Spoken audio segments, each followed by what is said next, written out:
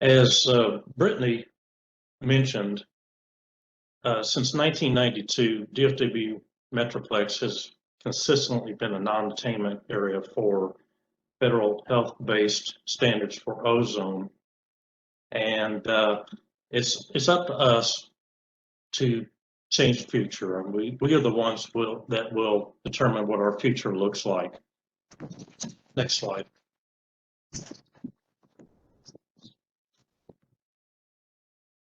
First off, a little bit about us. The North Texas Renewable Energy Group is the North Texas chapter of the Texas Solar Energy Society, which is itself the state chapter of the American Solar Energy Society, which has been around since 1954. We're involved in a number of things to advocate and educate people about renewable energy efficiency, electric vehicles. And so most of our activities are focused on those things. Next slide, please. The primary sources of air pollution are vehicles, power plants, industrial facilities, landscaping and lawn care equipment, and climate change. That's outdoor air pollution. Indoor pollution comes from using natural gas appliances, tobacco products, furniture, cleaning projects, pesticides, and the lack of fresh air cycling. Most Americans breathe the majority of their air inside homes and buildings. Unsurprising, since we spend about 90% of our time indoors. Outdoor air quality has been the subject of massive, decades-long legal and regulatory struggles, but indoor air quality is largely unregulated, as would be expected. Most people incorrectly assume that the air inside their homes is cleaner than the outside air, but a EPA study concluded that exposure to air pollutants inside people's homes can be 2 to 5 times as much as outside air, and in some cases up to 100 times worse than the outside air. Next slide, please. So how can we all use renewables and energy efficiency to help clean the air? First off, power is instantaneous, and energy is power used or generated over time. Consumption at your home can depend on numerous factors: the size and construction of the home, geographic location of your house, the lifestyle, the time of year, how many people live in the house. There's a lot of factors involved in that. But bottom line, it helps to just go electric and remove any gas appliances you can from your house. Water heaters can be improved or insulated. Lighting can be improved. Heating and cooling improvements, all those will help. Next slide, please. So where is energy used in our homes? And obviously from this chart, it's apparent most of the energy goes for heating and cooling homes. In this part of the country, it's more cooling than heating. But additionally, 12% goes for water heating, 11% for lighting, electronics, and appliances, both 9%.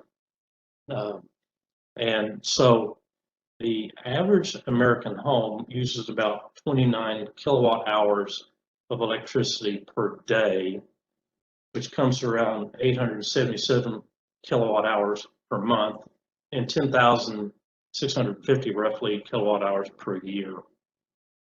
The average American household spends $4,470, pardon me, per year on energy of all types, which includes about $1,500 for electricity, $409 for natural gas, and $1,930 for gasoline for cars.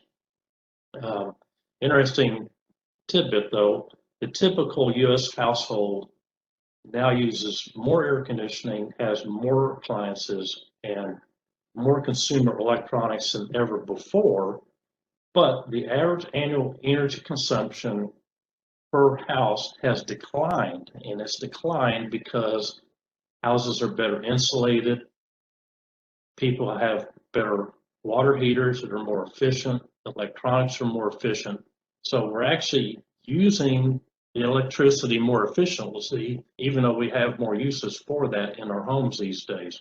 Next slide, please. So, ways to reduce your heating and cooling costs.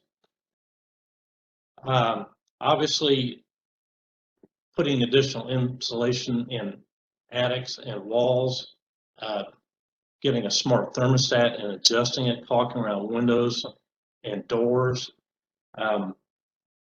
Install door sweeps on all exterior doors.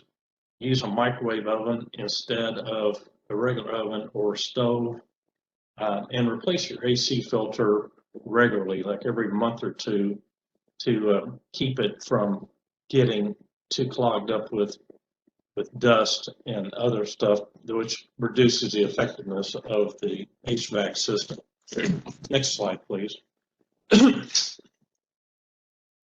The typical house or residential water usage breakdown is shown on this chart.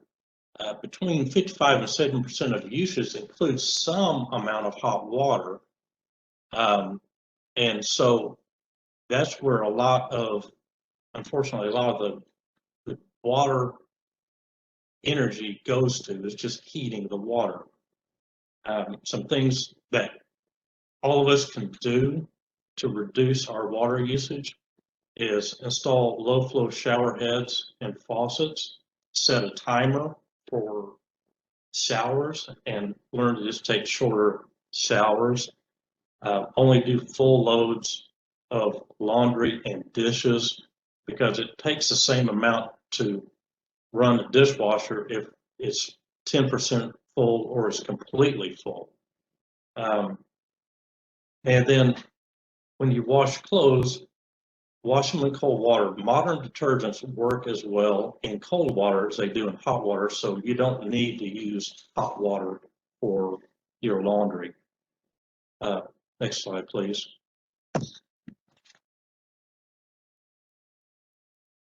And it's actually very easy to save energy and money on lighting, and all it takes is switching out any incandescent bulbs you may have with LED light bulbs, because they use 80% less energy and they last up to 25 times longer. They come in a wide assortment of colors and lumens or brightness. And so one bit of advice when you go to shop for LED bulbs is pay attention to what kind of bulb you're buying. They have some bulbs that are effectively like daylight, some are cool white, some are warm white. If you want a bulb to have a similar light to what you're used to with an incandescent, get a warm white bulb. Next slide, please. So the average annual energy used by major appliances is interesting, because if you just look, the clothes dryer and clothes washer are the majority of the energy used for major household appliances. The next would be your refrigerator, and refrigerators for the most part are very, very well insulated these days. The main use comes from people opening the doors and holding them open while they look. It's all well and good, but that's what makes the refrigerator run more frequently. So how can you cut energy use? One is buy Energy Star certified appliances. They may cost a little more at the start, but they can cut your energy use by 20 to 50%. So you will end up saving a lot of money over the life of that appliance.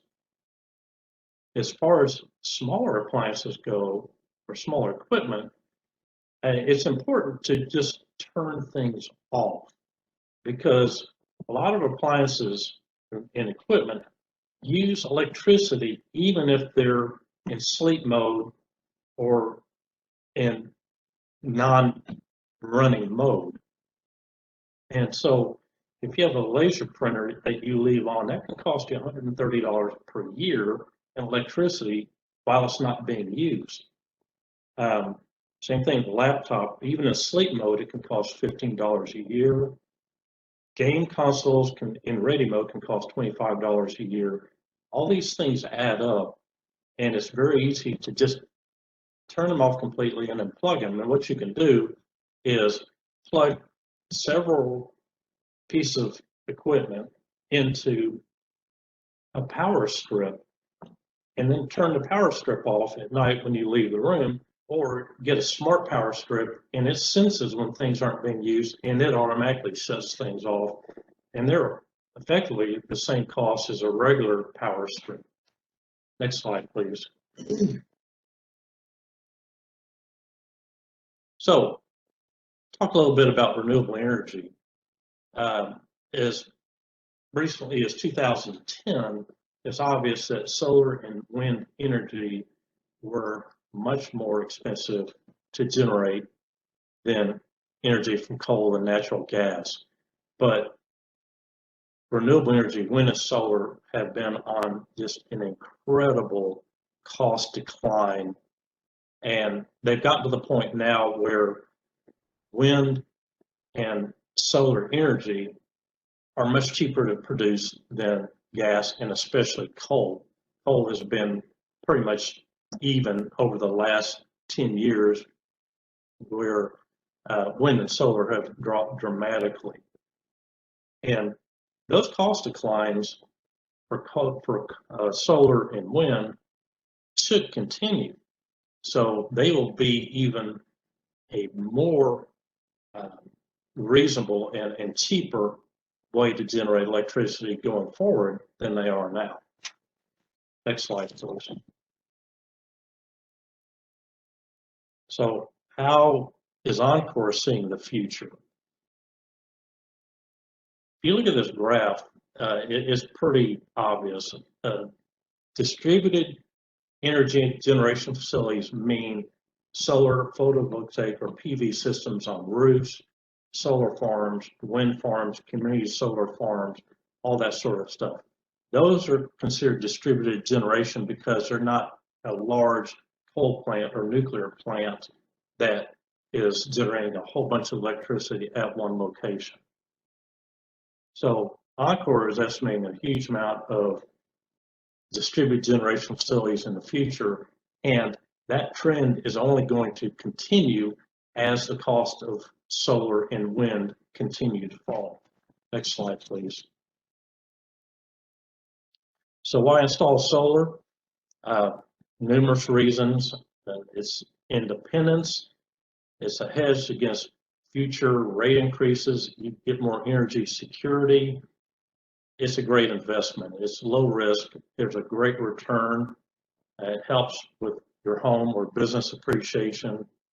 And it's just a better stewardship for water, air, and greenhouse gases.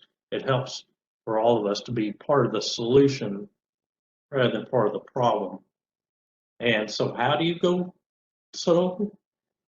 Install a solar photovoltaic or PV array on your house, invest or subscribe to a shared or a community solar farm, or just buy your electricity from a company that produces electricity from renewable sources. And you can go to powertochoose.org and just designate that you want your electricity from a renewable source, and then it will give you all the options. Next slide. So, electric vehicles versus internal combustion engine vehicles, or ICE vehicles. EVs are way more energy efficient than ICE vehicles. They can be 5 to 6 times higher than that of an internal combustion engine vehicle. EVs are quick. They're extremely responsive. They're quiet. They're much, much more fuel efficient than an internal combustion engine vehicle. They're smooth and fun to drive. and they're much easier to maintain and operate. They have around 40 moving parts as opposed to 2,000 in an ICE vehicle. So you have no air filter, oil filter, radiator fluid, fan belts, any of the other stuff to replace and maintain with an EV. If ICE cars were as energy efficient as EVs, they would get up to 117 miles per gallon. So that right there tells you that EVs are much more efficient to drive. Next slide, please. So how about converting school bus fleets to EV school buses? The first photo at the top is an idling car, and the idling car engine can produce that much pollution in 1 minute. So think about how much pollution several idling school buses produce in 25 to 30 minutes waiting for students at schools. Studies have repeatedly shown that there are negative long-term health effects to students exposed to diesel fumes, and they have lower test scores. Schools are always trying to get their students to improve their test scores. This would be an obvious way to do that. Just convert the bus fleets to electric buses. Next slide, please. So by converting the school bus fleets to EVs, you would have cleaner air for your school children and the neighborhoods, no noise pollution, much lower fueling and maintenance costs, which will save school districts a great deal of money over the life of those buses. And so that's the kind of thing that everyone should just advocate for change before your school boards, because the school boards work for you. And what you want, if there are enough people who push for it, they will have to make the change. And at this point, I'm going to turn it over to Michael Fladmark, who will talk to you about a few extra things. Next slide, please. Hi, everyone. Michael Fladmark here with NTREG. So, the previous slides that Mark presented dealt with what we can do individually to help improve air pollution and the air quality in the Dallas and the Metroplex. But, there's organizations out there and municipalities that are working on your behalf as well, trying to improve air quality. And of course, for us in Dallas, the big dog, of course, is the city of Dallas, and they're helping clean the air. And how are they doing that? Well, in 2020, the city council, after a great initiative by city staff with a lot of volunteers from the city, they put together a plan called the Dallas Comprehensive Environmental and Climate Action Plan. Many of you know about this, but I'm sure some of those attending today do not know about this plan. And so I want to just present a couple things about how they're going forward on air quality and energy. Next slide. So they have a vision. And so I'll read this vision to you. Dallas wants to be the leader in reducing emissions and addressing climate and environmental risk with effective, equitable, and common sense solutions. So they have your back in regards to air quality. They're trying to move things forward. Next slide. And so how are they doing this? Well, the CCAP has targets for 2030 and 2050 in a number of different areas. And so they have goals that they want to reach in 2030 for both energy and for air quality. And so the CCAP, you can go in, next slide, please. The way you can do this is go online to their website, dallasclimateaction.com, CCAP, and you can drill down and do all the research you want and find, all about the program, what their goals are, and things like that. Next slide. So our next team player in the region is the North Central Texas Council of Governments. And so they have, I believe it's 16 counties and all the municipalities in there. They represent that and work on their behalf on initiatives to improve air quality and transportation and other issues. You want to go to the next slide, please? So again, for you to take action and learn more about what's available in the research and studies that they are doing, you can go to their website, which is www.nctcog.org. And their air quality is primarily focused around transportation issues, which ties back into, light rail systems, electric vehicles, declogging transportation, all of that. Next slide. So what I'm trying to present to you is how do you step outside of your comfort zone and get more involved in helping the region improve their air quality. So for one thing, we would love for you to come and join NTREG.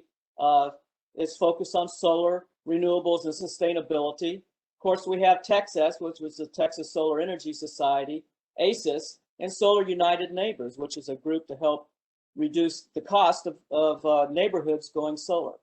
Of course, there's environmental groups that are out there that are also advocates for clean air and renewables. And so these are like the Climate Reality Project, the Citizens Climate Action, 350.org, the Sierra Club, the Audubon Society. There's a lot of great groups out there. They have great Dallas organizations. And if you're not already involved with one, you should reach out and try to get involved. And of course, online there's some great research. And the NREL is a National Research Renewable Energy Lab. It's a department with the Department of Energy. They have great research focused on renewable energy. RMI is the Rocky Mountain Institute. They're an independent group, and they have unbelievable research out there, especially on sustainability. And then, of course, there is the Department of Energy and the EPA, and there's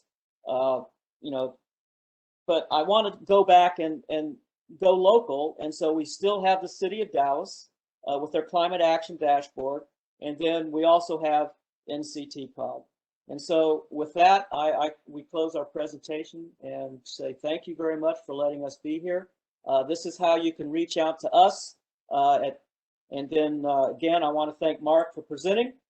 And if you have any questions, we'll take them now.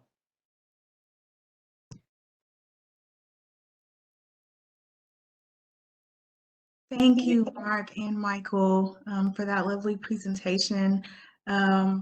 We do have a question here.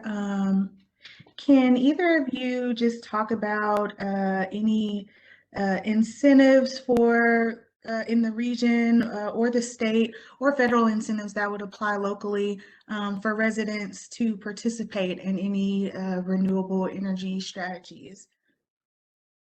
I can speak to that. And yes, there are some federal incentives, and there could be some additional incentives with the new energy programs coming out at the federal level. But currently, there is a tax credit that is currently at 26% of the cost of the installed solar system. But it also attributes to electric vehicles. It can also attribute to geothermal energy, heating and cooling systems you install, or anything that helps batteries. One of the things we really didn't talk a lot about is the storage component.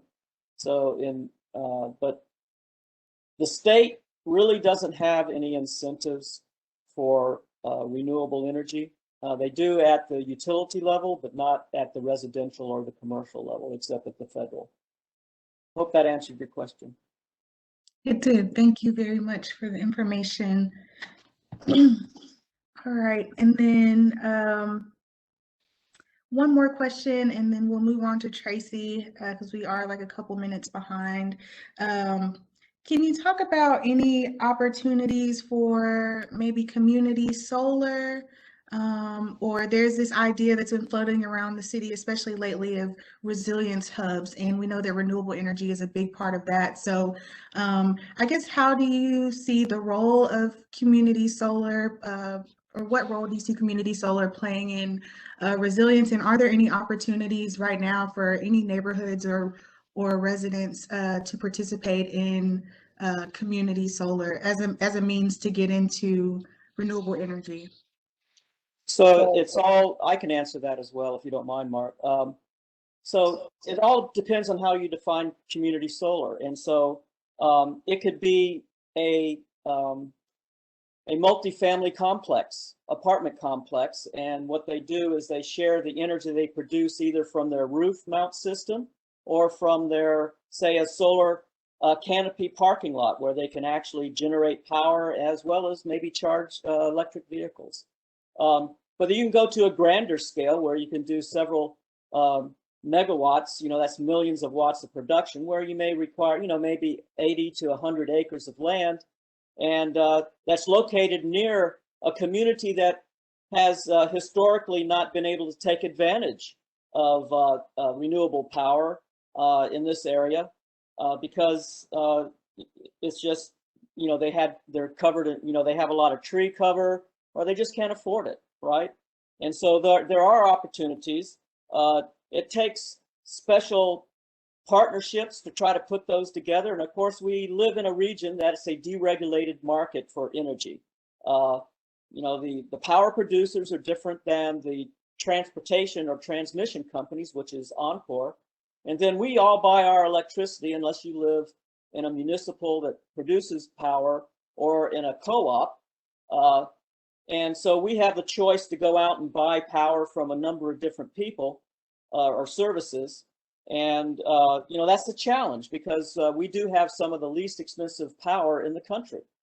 And so, one of the purposes of community solar is to try to provide energy to a community at lower pricing than what is available in the market already. So to answer your question, opportunities, yes, there is. It can be as small as a multifamily, an apartment complex. It can be, a commercial warehousing, and they can contribute back to the neighborhood. Or it can be a municipality that has some spare land that wants to develop it and then provide the power back in. So, and there are initiatives being looked at. So I hope that answered your question. It definitely did, and I think that after this past winter, a lot of people are growing more interested in the idea of community solar and resilience hubs as a way, just to maintain their own neighborhoods and their households. We saw all the damage that can occur when we don't have a reliable grid. And like we said, from infrastructure to public health, it is a huge concern. And so I imagine that we'll have these conversations a lot more frequently coming up here in the near future. Resilience hubs are an exciting new feature to consider here in the city and to help, get us through events, either being tornadoes, wind events, storms that take out electricity for a number of days, where you have a center that can operate off grid, for a short period of time.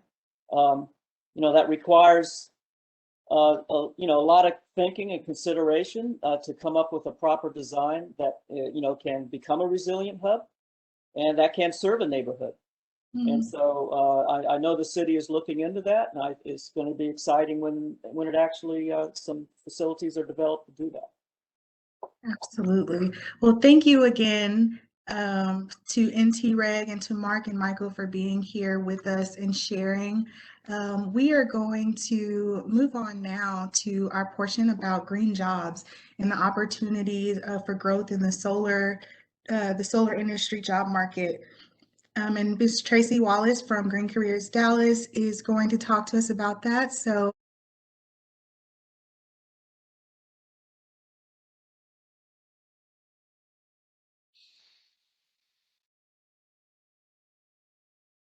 Great, thank you, Brittany. Okay.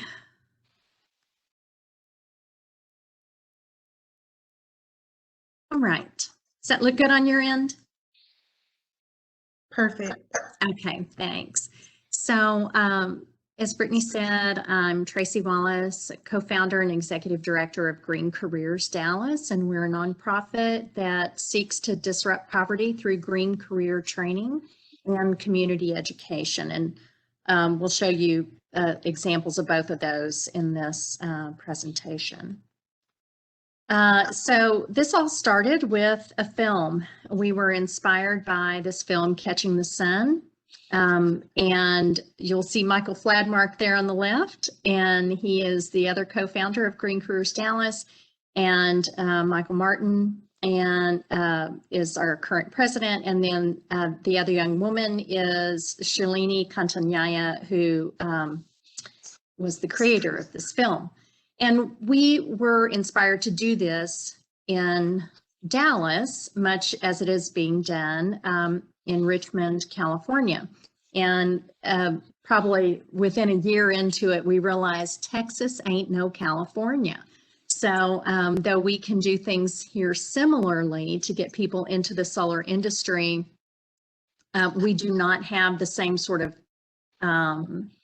infrastructure within our state to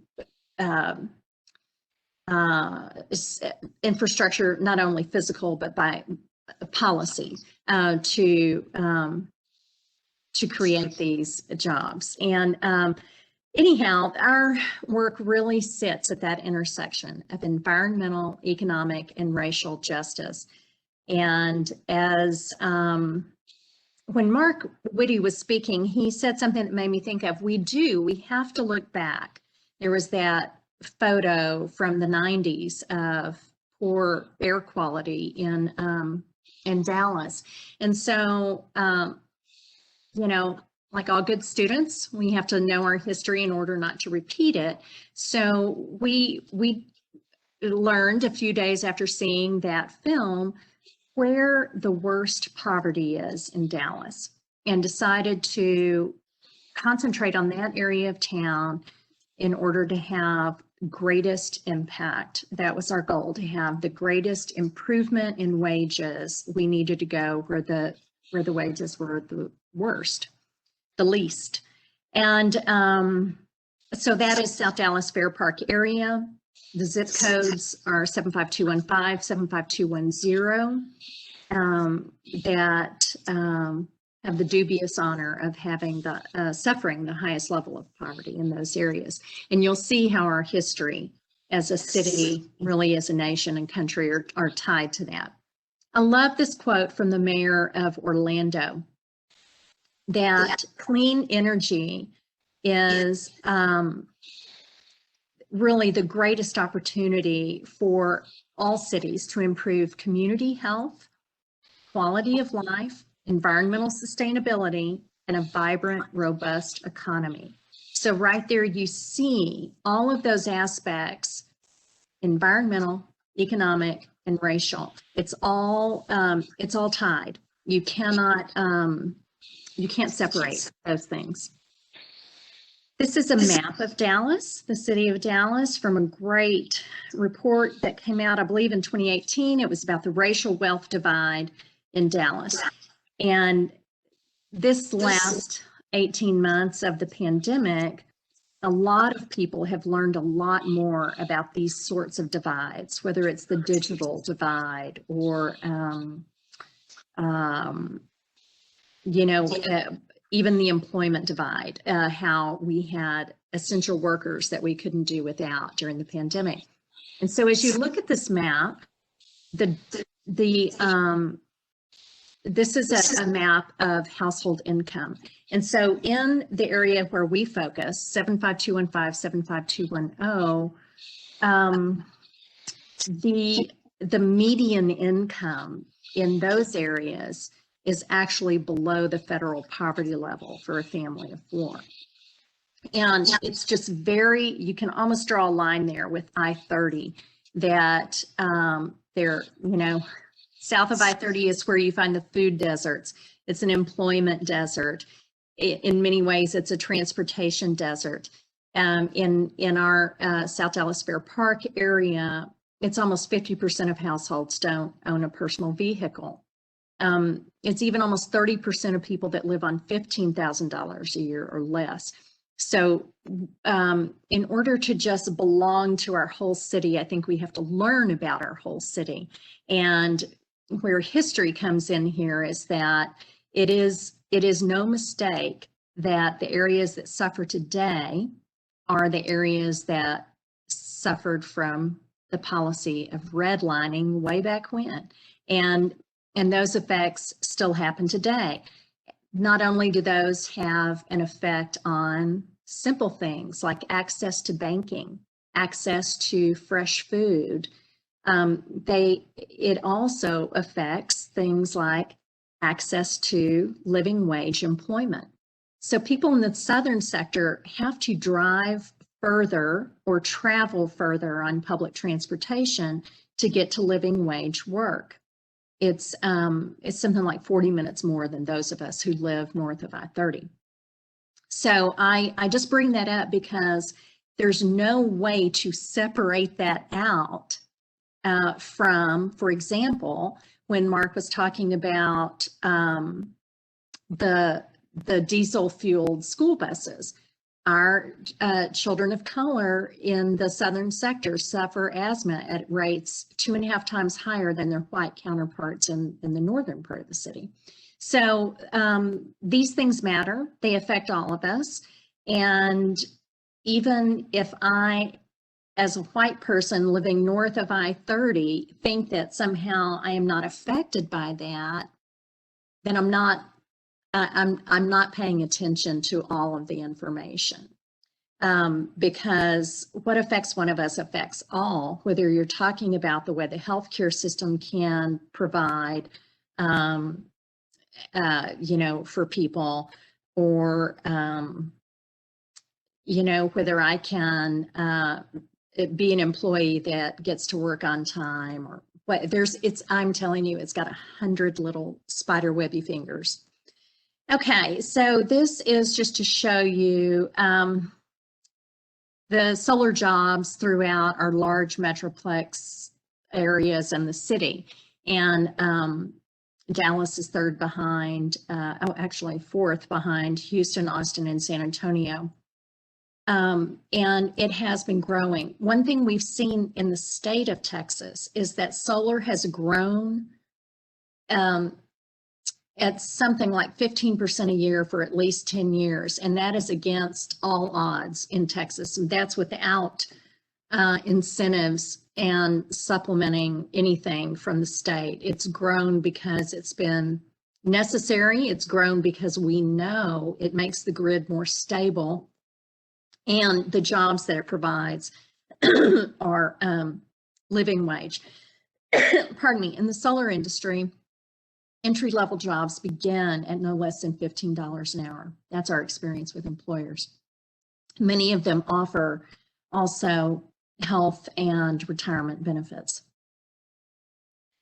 Pardon me.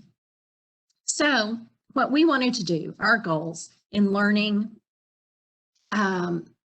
about where we wanted to do this and what we wanted to do,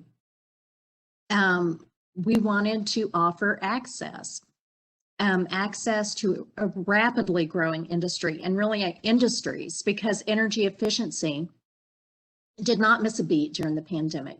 Geothermal industries did not miss a beat during the pandemic. So they're fairly, it's like HVAC, it's going to be a recession-proof business because you live where people need it. And as more and more homeowners realize, and businesses, that if they increase their efficiencies, they save money. It's an economic equation there. So we wanted to bridge that gap between people who were in need of good paying jobs with companies who need reliable workers. And we wanted to create that pathway for living wage work. We also do community education through back to school fairs, giving away LED light bulbs, through the DFW Solar Tour every year as well. And Green Careers Dallas insists on that being in South Dallas. there are, DFW Solar Tour is all over the Metroplex, but we insist on having an education center in South Dallas. Whoops. I don't know how to go back. Anyway, dog. All right, y'all, so sorry about that. I double clicked accidentally. Oh, now I gotta go. All right, so here again, it's just kind of a repeat. We're serving people who live in the areas of poverty. So specifically, our goal is to reach anybody who is living at less than the 200% poverty level.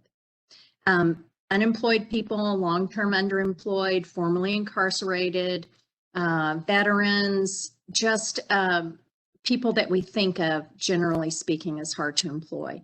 We're looking for people who are motivated to pursue a career where they can work their entire lifetime. And you will find that in the renewable industry. And those who are interested in self-sufficiency. And the other group that we serve, of course, are the employers. This is a growing industry in Dallas, and they have a great need for workers. And we love that we do find companies that are very committed to offering opportunities to people, you know, second chance opportunities and opportunities, you know, for people living in parts of the city that are forgotten. And then we also want to educate families in these communities on how they can save on their energy bills. And for these families, it's almost always going to be through energy efficiency, unless we can do solar farms. And that is coming up through your city's Office of Environmental Quality. There's an opportunity for that coming up, and we hope to be able to train some of those people. So what we do is provide solar-specific safety courses, and the variety of trainings that we offer are the entry-level solar, which we've done in the past, and during the pandemic, our lead instructor created new courses, one for crew lead. So if you have been in the industry 6 to 12 months doing installation and you want more responsibility and a higher level of pay, you can learn in a 2-day course how to become a crew lead and work with the employer to move into that position. Also, solar for licensed journeymen. Electrical journeymen are very sought after in the industry, and but don't know necessarily how to do the solar part of that. So we've got a class for that. And then after people go through our course and pass all the quizzes at 80%, we give them a certificate and connect them to employers for interviews. We can't guarantee anybody a job, but we can make that connection, and then each individual has to bring their game. And we partner with other community-based organizations to provide those supportive services. So if someone needs to practice interviewing or needs help with a resume, then we've got community partners. There's a great initiative called the South Dallas Employment Project, and that's the name of the website too, southdallasemploymentproject.org, that is a collaborative of over 110 nonprofits now, and we're very happy and proud to be a part of that. And it's a really wonderful initiative.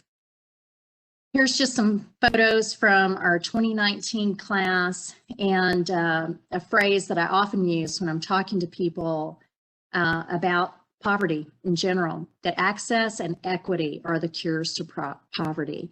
And it's fill in the blank. Poverty is lack of access to.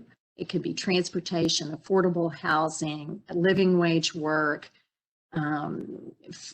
healthy foods, health care, any of that. So we're working in this very little niche area of training for this energy that has to be clean to move forward and save our planet and do this for our children and grandchildren.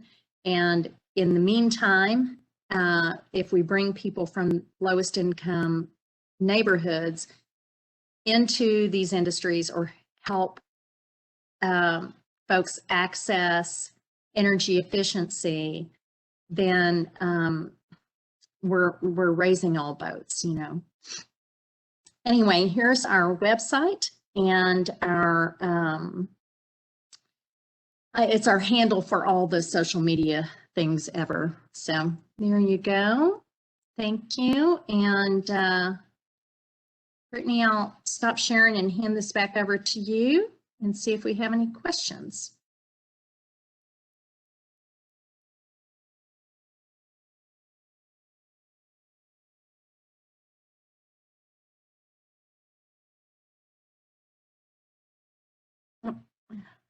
Oh, there we go.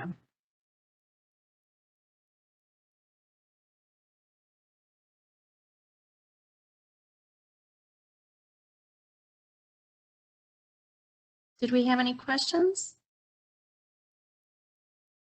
I'm so sorry. I've been speaking this whole time and have been on mute. So I was saying that we do have time for one question, and I do have one here from an attendee. But also, if anyone has any other questions for Tracy or the other presenters, they have provided their information. So please feel free to reach out to them after the webinar, or you can reach out to me and I can connect you to them. So Tracy, my question for you is, in your experience, I guess, what has been the biggest barrier to people participating in your training programs? Because it sounds like a great opportunity, and like there's really no downside to it. And so I always wonder like why there isn't a lineup outside of the door for people to participate in these kinds of things, but we know that it can often be systemic or maybe an issue of accessibility to information traditionally. And so I just kind of want your opinion on that. Yes. So I would say getting to training is a barrier. Transportation is a barrier. That the photos that you saw were of a class that we got to hold at Eastfield College in their old solar lab. And we had folks coming from 75216, 75215, which is South Dallas Fair Park, and then more kind of East Oak Cliff. And it would take an hour and a half to get to there on the bus.